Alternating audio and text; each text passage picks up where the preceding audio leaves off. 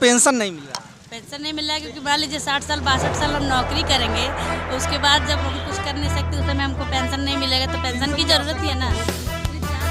आदमी जॉब करेगा 4 साल में जो पढ़ता रहेगा वो भूल जाएगा, फिर वापस आके पढ़ाई थोड़ी कर पाएगा। 4 साल बाद बाहर कर दिया जाएगा उसकी। सरकार तो ये भी बोल रही है तो प्राइवेट जॉब भी हम लोग देंगे। नहीं पता नहीं देगी कि नहीं देगी, 25% को ही ना लिखित तौर पे अगर दे। हम यही कहना चाहेंगे कि लोकतंत्र में सामाजिक सुरक्षा सरकार का काम है, सामाजिक सुरक्षा प्रदान करता हर नागरिक को, चाहे वो कर्मचारी हो कर्मचारी ना हो। हम अपना बिजनेस खड़ा करें अपने बल पर, उसके हम समर्थक हैं, लेकिन सरकारी संस्थाओं को निजी किया जा रहा है, इसके हम विरोधी हैं। एम्स के बगल में मैक्स खुल जाए, वेदांता खुल जाए, हमें कोई आपत्ति नहीं है। भाई आप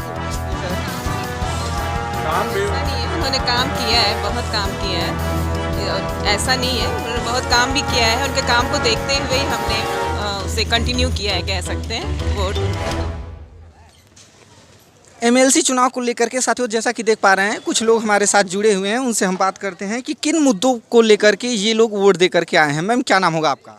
नेहा। नेहा जी, ये बताइए किस मुद्दे को लेकर के आपने वोट दिया है? हमें अब क्या है, बेरोजगारी है, स्वच्छता है, फिर इन्हीं सब चीज़ों को लेके ज़्यादा, और एजुकेशन है, फिर गोरखपुर का मतलब क्लियरेंस है, सारी सफाई है, इन सब चीज़ों को देख। अगर लड़कियों की सुरक्षा व्यवस्था को देखा जाए तो किस नज़र से आप देख पा रहे हैं लड़कियां कितनी सुरक्षित हैं? गोरखपुर में तो हैं, यहाँ पे तो हैं। गोरखपुर में हैं? हाँ, यहाँ पे तो हैं।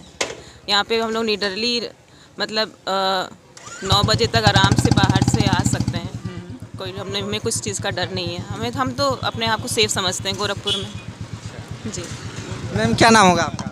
सुधा। किस मुद्दे को लेकर के आप वोट दिए हैं? शिक्षा, बेरोजगारी, साफ सफाई, इन चीज़ों को लेके ही दिए हैं, और ख़ास तौर पे दिव्यांग बच्चों के लिए कि थोड़ी और पहल की जाए। अभी गोरखपुर में उतनी चीज़ें नहीं हैं दिव्यांग बच्चों के लिए, तो कुछ उनके लिए भी आगे गवर्नमेंट और ये लोग सोचें, उसके लिए मैंने। तो मैम क्या आपको लग रहा है किसका विजय होगा? कोई मैम मतलब आप वोट दे करके आ रहे हैं, वोटर्स हैं, जिसे हमने वोट दिया है उसी को कहेंगे ना वही विजय हुआ, और क्या। हमने जिसको वोट दिया है विजयी वही होंगे। करते हैं। सर क्या नाम होगा आपका? मंटू सिंह। सर ये बताइए कि किस मुद्दे को लेकर के आपने वोट दिया है?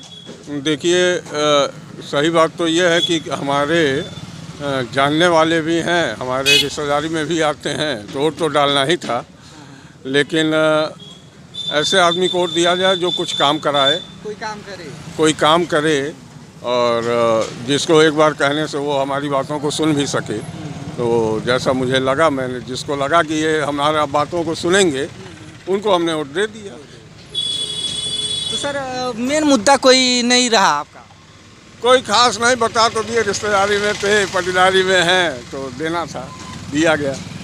चलिए सर।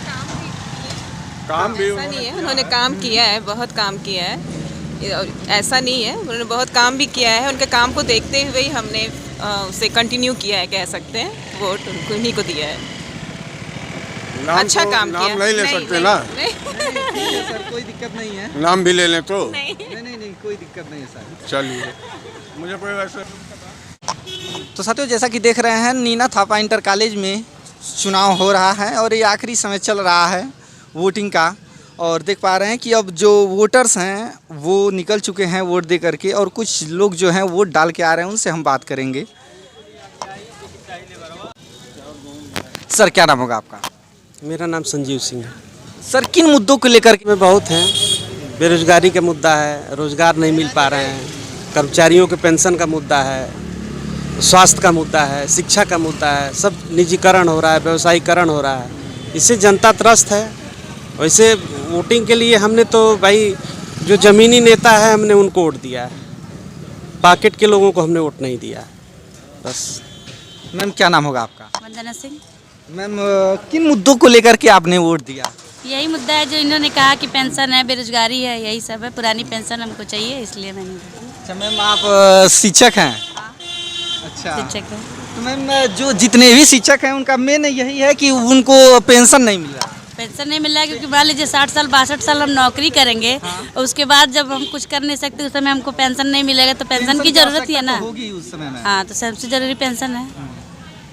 तो पेंशन की आपकी मांग है मैम कि पेंशन दिया जाए? पेंशन हमको चाहिए। पेंशन दिया जाए, नौजवानों को रोजगार दिया जाए, रोजगार सृजित किए जाएं, संस्थाएं जो होती हैं वो सार्वजनिक संस्थाएं बने, निजीकरण न किया जाए। सरकारी सर रोजगार तो दे ही रही है ना, 2 करोड़ रोजगार दे दिया है।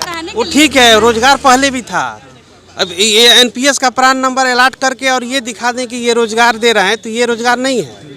सरकारी संस्था के बगल में आप प्राइवेट भी रखिए, कोई आपत्ति नहीं है, जिसको जहाँ सुविधा होगी वो जाएगा। युवाओं के लिए तो सर अग्निवीर योजना लाई है और साल में 2 बार नौकरी देगी, 2 बार भर्तियाँ आएंगी। देखिए, हमारे घर से सेना में भी है, एयरफोर्स में हमारे घर से 2 लोग हैं, और एयरफोर्स ने भी ये सब ऐसी संस्था है कि इसमें बच्चे जो जाते हैं वो तेज जाते हैं। अब 4 साल 5 साल अपना जो क्रीम समय है, अब वो अग्निवीर के नाम पर वो नहीं जाएंगे।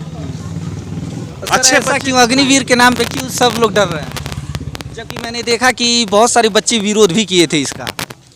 डरना क्या है, मतलब अग्निवीर ठीक है, किसी के को शौक है कि हम सेना में 4 साल नौकरी करते हैं, उसको आपत्ति नहीं है, तो ये योजना अच्छी है कि हाँ हमको शौक है कि हम 4 साल सेना में नौकरी करेंगे। 4 साल पढ़ा आदमी जॉब करेगा, 4 साल में जो पढ़ता रहेगा वो भूल जाएगा, फिर वापस आके पढ़ाई थोड़ी कर पाएगा। 4 साल बाद बाहर कर दिया जाएगा उसकी। सरकार तो ये भी बोल रही है कि उसको प्राइवेट जॉब भी हम लोग देंगे। ऐसा कुछ नहीं, पता नहीं देगी कि नहीं देगी। 25% को ही ना स्थायी करेगी। लिखित तौर पे अगर दे तब तो माना जाएगा। क्यों? भाई लिखित हो, कुछ उसका फिक्स हो कि नहीं मिलेगा ही मिलेगा। क्या गारंटी, आज कहेंगे कल बदल जाएंगे, कल दूसरी सरकार आएगी बदल जाएगी। तो सर और कुछ कहना चाहेंगे? अब हम यही कहना चाहेंगे कि लोकतंत्र में सामाजिक सुरक्षा सरकार का काम है, सामाजिक सुरक्षा प्रदान करना हर नागरिक को, चाहे वो कर्मचारी हो कर्मचारी ना हो, दोनों की। ये लेकिन इस सरकार में रोजगार की बात करना, पेंशन की बात करना, बढ़िया स्वास्थ्य शिक्षा की बात करना अपराध जैसा लग रहा है। हम तो यही निवेदन करेंगे कि इन सब जन समस्याओं को माने सुना जाए, अपनी समस्या को न बनाते हुए जनता किस काम के लिए सड़क पर उतर रही है वो काम सरकार का होता है।